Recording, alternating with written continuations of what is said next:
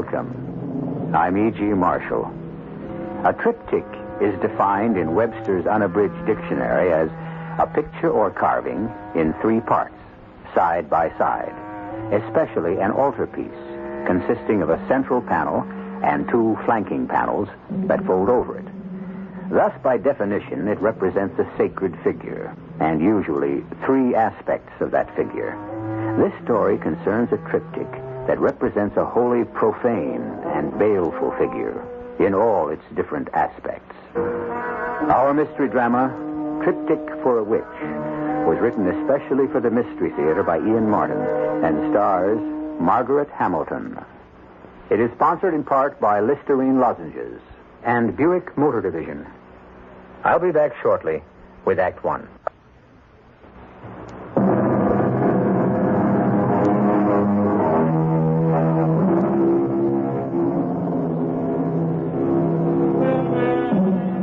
In many cultures, the aged had a function and were treated with reverence and respect.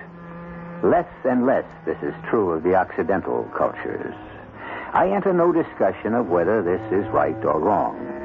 Frequently, the elderly would prefer to be left alone to pursue their own destinies. And yet, when the moment comes, and some very ancient relative is left alone, particularly a woman, some atavistic instinct, or is it just plain guilt, drives many of us to open at least our homes, if not wholly our hearts, to them. This is the story of 2 such people. But may heaven protect you from the strange and awful experience they unwittingly laid themselves open to.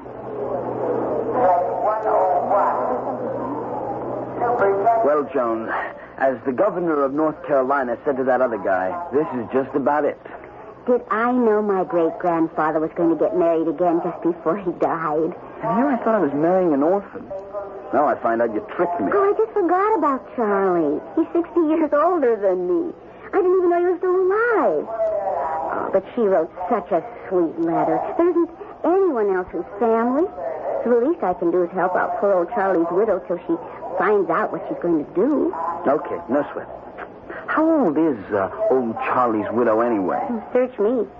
Just before our wedding, when Mother died, she mentioned out of the blue that my great-grandfather had suddenly married at the age of 82.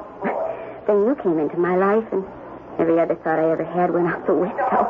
Well, that's why I'm so jealous of anyone horning in. Old Charlie had a real eye for the ladies. The first 3 times he married, only one of them wasn't young enough to be his daughter. This one might turn out to be young enough to be his granddaughter. Well, I guess we're about to find out. Like you said, this is it, for better or for worse. The times you look back and would like to have bitten your tongue for some crazy thing you blurt out. Not that I knew right away. Matter of fact, when we first spotted her, the old gal didn't look so bad. Oh, she was no spring chicken. She was old, all right. With a little round face like a withered apple that still had red cheeks, and sharp blue eyes that glittered like agates, and didn't miss a trick darting out from the shadows of a wide-brimmed hat with a conical crown. It looked a little like it might have been left over from Halloween. But for all her age, she was spry, skipping along like a sandpiper with a pet carrier in one hand and a carpet bag in the other. Joan, I'm her, your great-grandfather's sister, and this must be Walter. Oh, hello, dear. How did you know us? Know you anywhere. Spitting image of Charlie, only prettier. Here, let me take those heavy things from you. Oh, then, sakes, no problem. You can have the bag. I'll hang on to Smokey. He likes to stay real close. Smokey? My cat. Oh. You're on your home again. Just want to get Captain Jack out of my pocket before he stirs up a real... Some of the words... Captain Damnation. It talks. Of course he talks. He's a parrot. Well, a kind of parrot. Half moon, they're called. You don't mind about smoking, Captain Jack. There won't be any trouble. Oh, of course we don't mind. We're just a little surprised, that's all. Doesn't that bird need a cage? Can't abide them. He sits on my shoulder. Or a perch I have for him in the carpet bag. He won't fly away. Can't. Flight feathers are clipped. Not that he would anyways. You mean you brought that bird all the way from Minnesota in your coat pocket? Of course. He sleeps there. Oh, I take him out when we change planes. He was complaining. He doesn't really like to fly. Oh, that's a switch.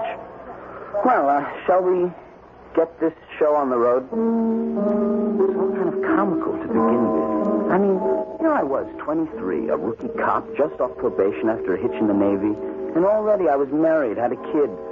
And now I just inherited an aged great-grandmother, plus a cat and a talking parrot. Who needs it? I started off easy, play it cool, just like Joan and me agreed. No ties, except for getting married. But outside of that, just hang loose, enjoy being young, keep all the options open. And before you know it, we're trapped. Where are we? Will you climb off the ceiling, honey? What do you want of me? It's crazy. The whole thing is crazy. Oh, wow. Aunt Hester, a cat that bites, and I'm not giving you any line, but I think that half-baked parrot is on something. You know, that's funny. You know, you really object to her being here, don't you? Oh, what about our vacation on the Cape? Oh, we're going to have to lug her there? Not on a bet. It's just us alone. Thanks to your sister Rosie, who's going to take our child and heir off our hands for 2 weeks. You see? Relatives can be of some use. In time of dire distress. Well, if anything happened to Rosie, Aunt Hester could probably... Well, we decided that was the best name for her. Everything else was sort of clumsy. Anyway, as I was saying, Aunt Hester could always fill in as babysitter. Now, I wouldn't leave Kip alone here in the apartment with an old witch like that. Don't call her a witch. She's a sweet old lady. Oh, you have something special against Aunt Hester? Oh, no, baby.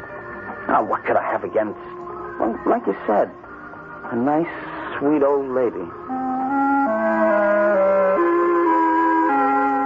But for once, and I guess the first time, I wasn't telling the wife I loved the truth. On the surface, everything was nice about Aunt Hester, even that spiteful cat and the cockamamie bird. But the vibes were wrong somewhere. Maybe it's the reason I became a cop. I got this special thing about people. All I got to do is meet someone. Within a minute, some buzzer goes off. Wrong guy, right guy. It's never failed me yet.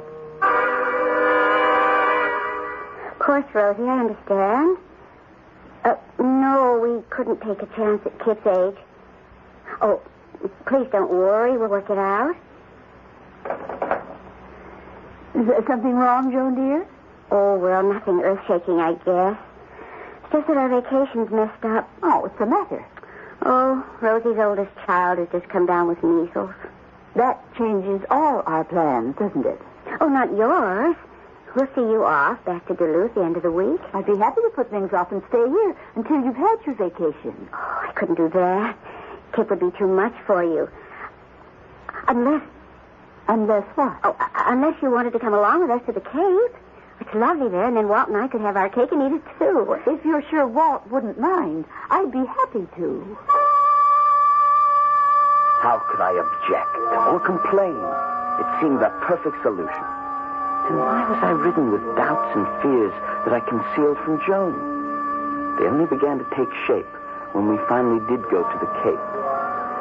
The cabin was right on the beach, up on a sand dune facing the Atlantic. Joan and I had lots of time to swim and surf, while Aunt Hester kept an eye on Kip. But every so often, Joan would have mother's guilt feelings and decide that this particular morning would be just for Kip and her.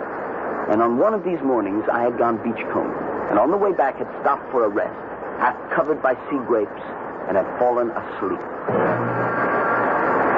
All of a sudden, some inner time clock woke me, and I was looking towards the beach where I saw Smokey the cat, prowling and pawing in the receding tide as if he were harvesting. Got to my feet. My eyes, even after sleep, were still partially sun-blinded, and headed down to the water. As I came near him, that cat looked around and, seeing me, suddenly billowed out to Aunt Hester's plumpness. Barefoot and bare-legged, her skirts kiked up to her knees. Aunt Hester! Why, hello, Walt. What on earth are you doing here? Me? Oh, just gathering some seaweed. Hi. Funniest thing. From a distance, well, it seems silly to say it, but you look like Smokey. My cat? For land's sake. How would a cat go near seawater? You look pretty sunburned. Maybe you got a little too much sun. You feel all right? Yes, I guess so. What do you want the seaweed for? One of my little secrets. Maybe we better get on back up to the house and let you and your pretty Joan go picnicking while you got the chance. The chance? You know what I mean. Summer's growing short. Not much time left. An innocent enough remark, surely. It was growing short, and soon we'd have to get back to the city. But why did it have some sort of eerie significance to me? Why did I feel a long run of cold fingers down my back? The uneasy-queasy feeling a cop gets every time he has to draw a gun to protect himself. Sorry the weather turned sour on us, Joan. We'll be back to shore before the squall. Oh, I don't care about the weather. We've gotten duck before and thought it lots of fun. Don't you want to get home? Me? Sure. How about you? Oh, yeah, well, where else? Well, I don't know. You don't seem to like your home much since my Aunt Hester came around. Okay. You want to lay the cards on the table? I don't. And why not? I don't know how to tell you. I used to read books about the hackles rising on someone's neck. I never knew exactly what it meant. I do now. Well, how could you? You have to have feathers like a bird or hair like an animal. I feel as if I do. Like Smokey or Captain Jack. The unholy three. And now when she puts that hat on, she looks just like a witch. Oh, wow. How can you say something like that about somebody as sweet and helpful as Aunt Hester? I don't know. It just doesn't make any sense. Except like this afternoon, the cat. Well, what would Aunt Hester be doing gathering seaweed? That. Well, maybe you haven't noticed, but the impossible has happened. In spite of vitamins, health pills, everything we take, I've been catching a cold. Aunt Hester says she has an old-fashioned remedy for it. Homeopathic. A tea made from seaweed. Joan? What? I want you to promise me something. What?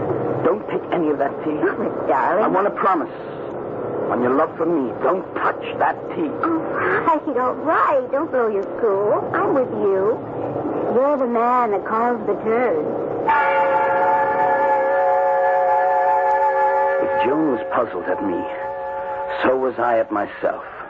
What was it? This subconscious fear that slowly was invading me. What was I afraid of? A little old lady and a cat and a bird she tended as carefully as our child. But some wild alarm bell was ringing deep in the pit of my stomach, and my police training reacted instinctively. That night, through the precinct station, I put some queries on the wires, and I picked up a sample of the seaweed and airmailed it to the police lab. Duluth police confirmed Charles Harrod Higby died when his house burned down on date named. Also killed in fire was his wife of less than 12 months, Hester Combs Higby, May Channing. Both buried Sunnyside Garden Cemetery. No known relatives. Funeral expenses covered by estate. No residue. My ESP working again. This time when I least wanted it. If Joan's Aunt Hester was dead, who was this stranger in our home? What did she want? And then the clincher. Hello? Walt, it's Jake. Hi, Jake. What you got? On this junk you mailed me for analysis. Yeah, the seaweed. Well, that's what it is, all right. Seaweed. Nothing but a simple fungus. Is it poisonous? Absolutely not. Wouldn't harm a fly, and unless, of course... Unless what, of course? It's kind of nutty, you know, but it's a special fungus in a way. Oh, now, come on, Jake. Let me have it. I feel kind of silly, Walt. I mean, it's only because ever since Maud died, I'm kind of like Dickens, an old antiquarian, and I read up on offbeat subjects. Like what? Well, this particular seaweed. In the Middle Ages and all like that, it was like, you know, frog's eyes and bat's fur and all the junk that got boiled up in a cauldron when someone wanted to mess around with black magic. I mean, kind of crazy even to mention it, but since it worries you so much, there's no chance you got a witch somewhere in your house, is there? The first side panel of the triptych. Hester Higby, from Walt's point of view. A hazy picture, not yet formed, but an icy fear gripping at his vitals. Truth or fancy? That will have to wait Joan's evaluation, at least, and events beyond that. I'll return shortly with Act 2.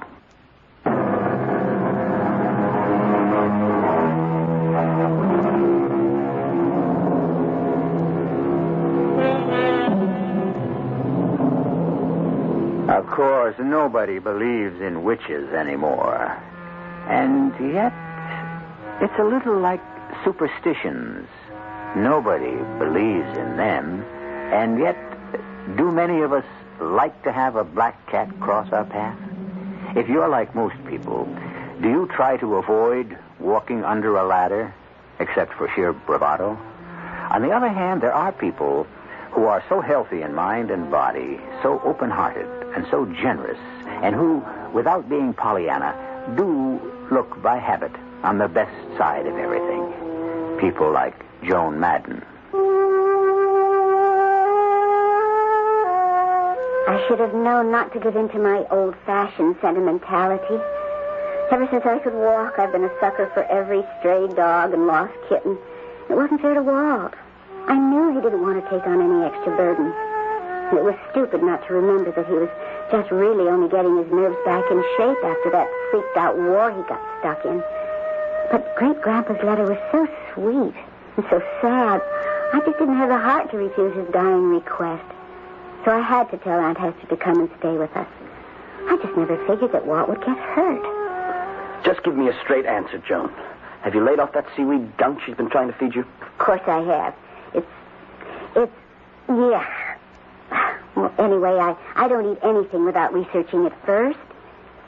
You know, you talk as though she might try to poison me. I don't know what she's up to. Well, why should she be up to anything?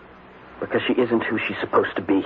We don't know that. Joan, Bill Cox got on the telex to the Duluth Police Department and sent me a copy of the teletype he got in reply.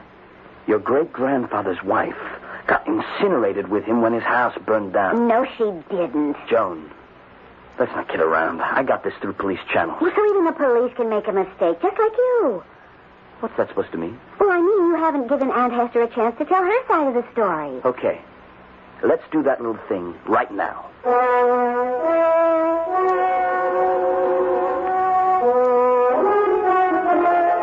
Now, let me get this straight, Aunt Hester, or whoever you are. You weren't in the house when it burned down? Land sakes, Walter, of course not. How could I be here if I had been? Oh, dear. What's the matter? I think I dropped a stitch. Let me see now. Now, look, if you weren't in the house, where were you?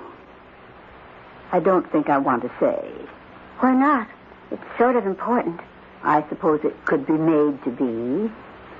Dear me.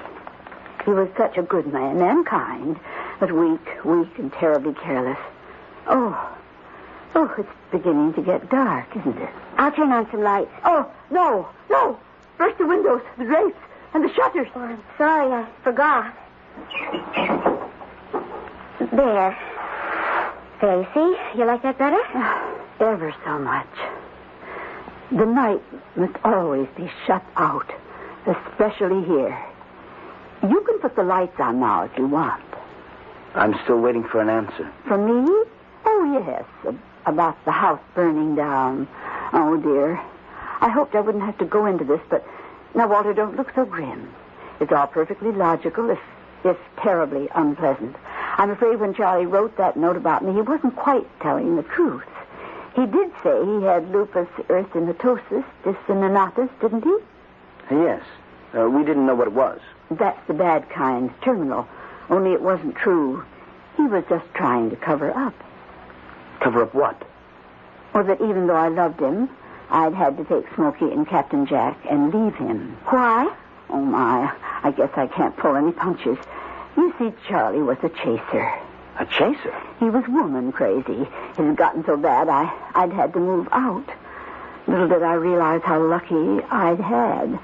Or I would have been burned up in that house.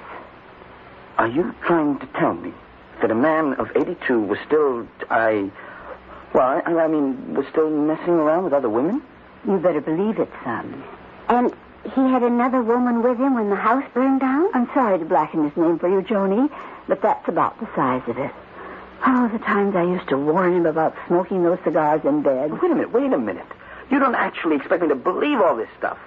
Why not, when it's the truth? Because it doesn't hold water. I mean, what about this other woman? She must have friends or relatives or something. You can't just leave them wondering what's happened to her. Well, what good would it do them to know that she'd been burned to a crisp? Besides, Darlene was a drifter and a deadbeat. She was also a professional. Nobody will miss her. Well, but Aunt Hester, what about the estate and... Well, there wasn't any estate. What money we had was mine. Yes, but the house, the insurance... I didn't own it. Charlie had no insurance. Yes, but you've thrown away your identity. You can't even get Social Security or I anything. won't be needing any of it. You see, I'm the one who hasn't much longer to live. The pains have begun already. I'll be all right, though. The doctor said it would be quick. If you'll just keep a roof over my head till the dark angel comes to fold me in his wings. Poor Walt. His face was a study. I felt almost as sorry for him as I did for poor Aunt Hester. But I managed to get him out of the room and out of the house for a long walk on the beach. And just as well. Because we had what amounted to our first quarrel. And the way he carried on really scared me. And I'm telling you, she's a fake. She's lying through her teeth, and I want her out of this house. Darling, please calm down. I can't just throw my poor old aunt who's sick. Don't you listen to what I'm trying to tell you. She's not your poor old aunt. All right, dear, all right. Don't get yourself so upset. And even if she isn't, she's a sweet old lady with nowhere to go. I know where she can go as far as I'm concerned. And as far as I'm concerned, it's right where she belongs, the old witch. What? It's silly. There's no such thing as a witch. Yes, there is. I'm going to tell you something about that sweet old lady of yours. I think she burned the house down. Wow. And by me, the only reason she took a plane here was to make things look good. She could just as easily have made it on a broomstick. Darling, please. Now, look, I want you to try and relax. It's just like it was after you came back from overseas. Maybe we ought to call Dr. Paul Damon. I don't need Dr. Damon. All I need is the evidence of mine own eyes and ears and my police instincts. What do you mean, evidence of your eyes and ears? I told you. Right down about there, on those rocks. That's where I saw the cat pawing about in the water. And then all of a sudden, the cat changed into Aunt Hester. Walt, you've been asleep. That was just a hallucination. I don't hallucinate. Well, not anymore, anyways.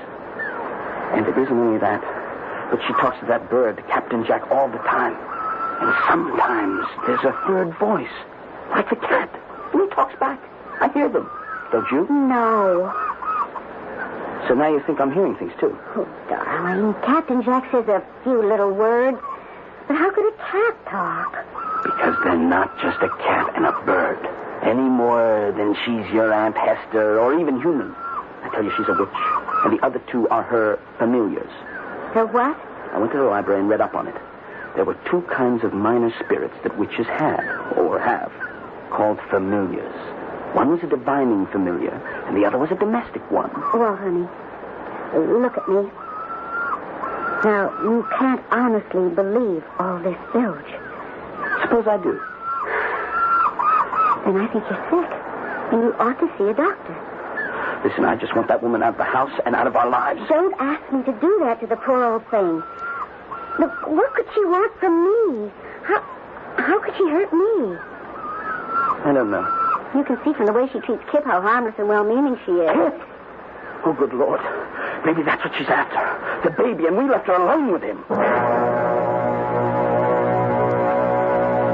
Oh, you lights are scared me to death. The two of you, running like that and bursting into the house. I thought you'd wake up poor little Kip. Look at him, having a little afternoon nap with Smokey in his arms and Captain Jack perched on the edge of the crib, keeping... 4,000, all's clear. Oh, dear. When the sun goes down, my old bones have an ache. And I look at you, Joan, darling, and think to myself, what a wonderful thing it is to have a young, healthy body at one's command. How much you make me long to be just as you are now.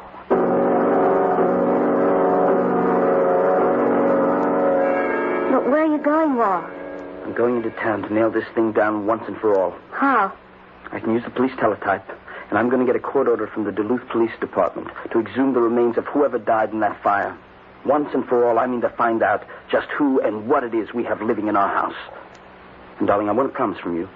What? Don't you leave Kip alone for 1 minute while I'm gone. Oh, Walt, you're not really serious about this. I was never more serious in my life. Because if that woman represents a threat to you or our future, I wouldn't hesitate for a moment to wipe her off the face of the earth. And that's the reason, just as soon as Walt was gone, I called Dr. Damon. Because the way I saw it, what was wrong around our house was my poor husband. He was back in a tailspin just like after the war. He was round the bend. Somehow I had to find a way to bring him back.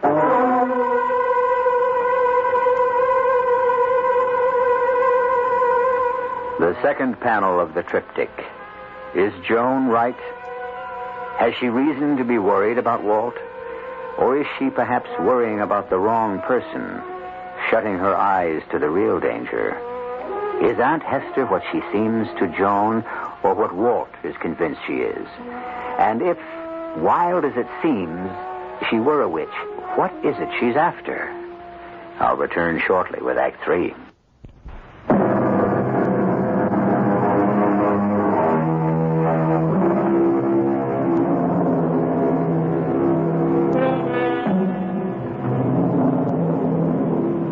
And now, at last, for the central panel. The sum and substance of the two side portraits we have examined. The real truth about Hester Madden. But first, a harried phone call from Joan to Dr. Damon, monitored, unaware by either of the principals, by that sweet old lady Hester, on a convenient extension. I'm sorry to bother you, Doctor, but I am frantic. I don't blame you. I had hoped that Walt had found himself. Can you get him back to town to see me? Oh, I doubt it. Well, I have a free weekend. I might take advantage of this opportunity to run down to the cave. Well, I don't know if we can put you up. No need. I have a little summer cabin in Orleans. I could just drop in on you casually and check out Walt. Oh, if you only could. Oh, you know me, Paul. I don't flip easily, but this whole thing has got me really strung out. Okay. I'll be there. Count on me. Just give me directions.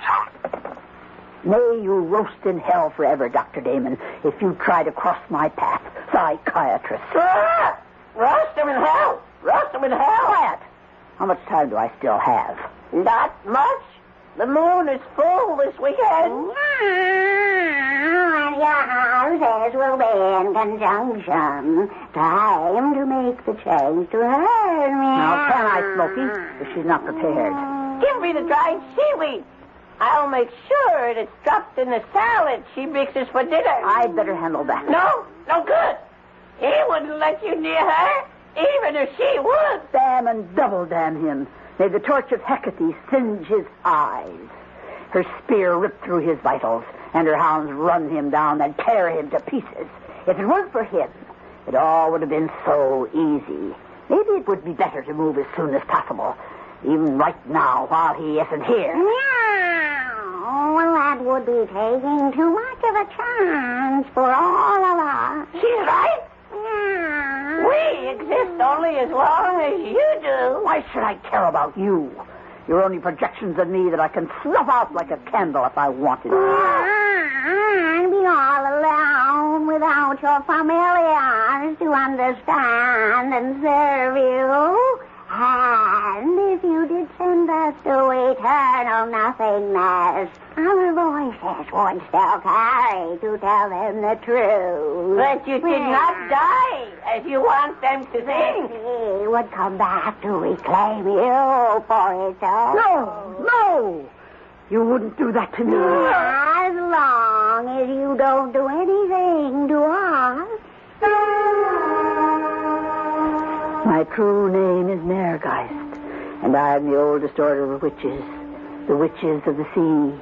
I was born before the world began, and my span of allotted years was 7,007. But when at last my time came to return and mingle as a nameless droplet among the uncounted of the great oceans, I could not bring myself to obey the law, to escape my avenging sisters of the sea. I had to find an earthly body to house my spirit. I called on all the ancient arts, magic, divination, astrology, enchantment to find a young girl whose sign was my sign, whose birth date reflected the conjunction of our houses, the ascendancy of whose planets and stars matched my own. Every 2 generations, As the body I have possessed begins to disintegrate with age, I have found countless times a new one to possess. The alternative is too hideous to contemplate. I need the body of Joan Madden, and nothing shall stop me from invading it and making it my own.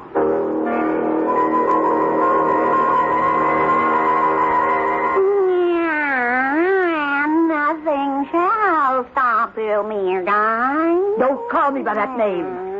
Forgive me, yes, darling. How can I afford to wait? Divine me now, Alebka. What is the man Walter Madden doing? He is arranging for an order to exhume the bodies, to examine the one of the woman who died in the fire. You don't want me to see any further? As far as you can. The skull was not destroyed. They will find where you struck her and killed her. And by the teeth, they will know her as someone other than you. They will look further and find the fire was set by someone, and they will start to look for you. I knew it. Margeret, what is the girl doing now? I'm guarding her child because her husband told her to. He is most afraid you mean the boy harm him. Does she still trust me? She is not even thinking of you. She worries about her husband, that he is losing control of his mind as he did once before. She does not think that I am a witch. She doesn't believe such things exist. So much the better. Let us do everything to make her think he has gone mad.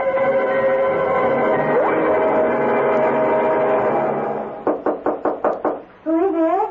It's Aunt Hester, dear. Oh, just a minute.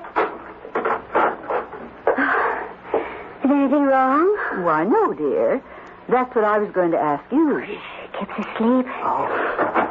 Everything all right? Of course. Why shouldn't it be? Oh, no reason. Except it isn't like you to shut yourself away.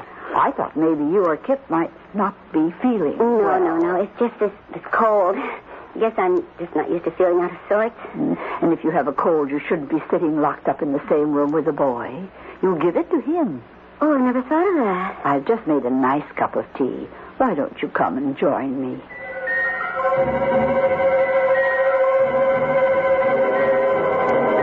Following her downstairs, I could feel the saliva thicken in my mouth with envy. I was never more conscious of arthritic joints, the sagging flesh, the muscles that barely had vitality enough to respond to the message of the brain. There in front of me was that shining hair with a natural curl, the lithe muscles rippling just under the skin, the easy, jaunty step that had no fear of the treachery of steps to the old and feeble. Just as we reached the bottom of the stairs, the front door was thrown open hurriedly, and Walt came in. Joan, you all right? Of course. Aunt Hester and I are just about to have a cup of tea. Will you join us? Where's Kip? I left him upstairs. He's asleep. Maybe since it won't be too long till dinner, you'd rather have a drink, huh? No, I want to talk to you. Why don't you let me attend to dinner, dear? Why don't you just go in the back, Aunt Hester, and stay in your room? Walt. Just let me handle things. Of course. I'll go right now. I wouldn't want to be in the way. All right, Smokey, you'll get your dinner. But we're all going to have to wait. Walter just isn't feeling himself tonight. Put him in Section 8. Put him in Section 8. What was he saying? What's Section 8? Service lingo for the nut house, the loony bin. You still think I'm a candidate? Walt, don't talk like that. Now, just leave me alone. By this weekend, we should know the truth about who that woman is. If she is your sweet old great-grandmother, I'll apologize. But if she's what I think she is, if she means any harm to you or Kip, so help me, I'll murder her.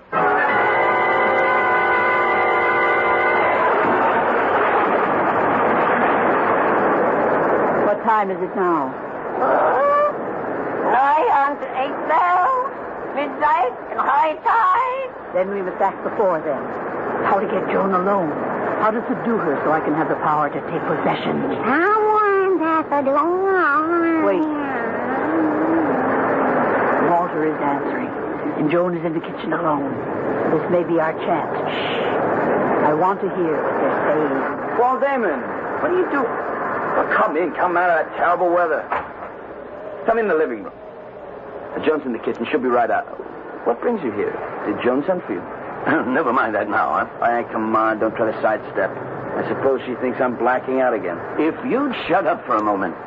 No matter what brought me here, the weather is all that matters now. I've been listening to the radio driving up. Blackwater Dunes here is headed for the highest tide in history. There's more danger to you and your family from the elements outside than any foreign element you fear may be loose inside. Shh, watch. Let me close the door before we talk any further. They're in the living room. And your place in the kitchen. It's now. Never. Come. Yes, Aunt Hester. What is it? Why are you looking at me like that? In the name of the bornless one that discreate the night and the day, in the name of Iabash, in the name of Ptah and Kem, I abjure thee not to move. Oh, my God, protect me. What was right? Margeret! I blinded her with my wings. My eyes! No, my eyes! I cut her feet away until she fell, dear guys. Now, while she is stunned and helpless, may her yours. All right! The sea is coming for me! What's going on here? And Hester, what are you doing? Grab her, quickly. Don't let her lips touch Jones. Leave her alone. Don't touch my wife. Lord, what is it? She... And Hester... Just standing back in my hand. Look. Mother, 6 of her. Let's skip and run before the sea swamps us all.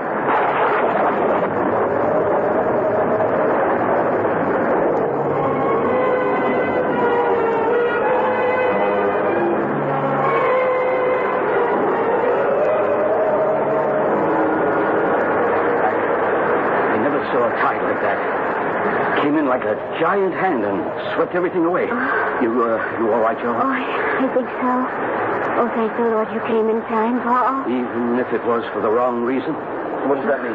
Joan thought you needed psychiatric help. No, I can't blame her. Anyone who wanders the labyrinths of the mind has to be familiar with ghosts and witches and everything that haunts our dreams, waking and sleeping. There is a phenomenon I know from all my reading that never ceases to haunt me. Even me, who has to deal with the fragmentation of personality so much. Fragmentation? You mean what happened when I tried to grab Hester or whatever she was? I'll never forget that sight. A little black, rusty woman who broke up into countless numbers of other little rusty women in black dresses, all mirror images running in every direction at once. Projection of image, the magic secret of only one kind of witch, the sea witch, old as her Celtic heritage and beyond, perhaps as old as time. That's what Joan was saved from, becoming another of those faceless bodies she possessed and used up. You mean it was Joan she wanted? Then is she still in danger? Not anymore. What do you mean? Look at where your house used to stand. Wiped out by a cataclysmic tide that reached from the sea like a monstrous god hand. You and Joan are safe now. The sea has reclaimed its own. It was the great German poet Goethe who wrote of a mystic goddess who came from the sea, Meergeist, which means simply sea ghost. The sea ebbs and surges, timeless and inexorable. But what it sucks away in the undertow does not always return with the succeeding wave. Eventually, it swallows up what it wills. And no hand, natural or supernatural, can stay it. In the end, the sea always wins. I'll be back shortly.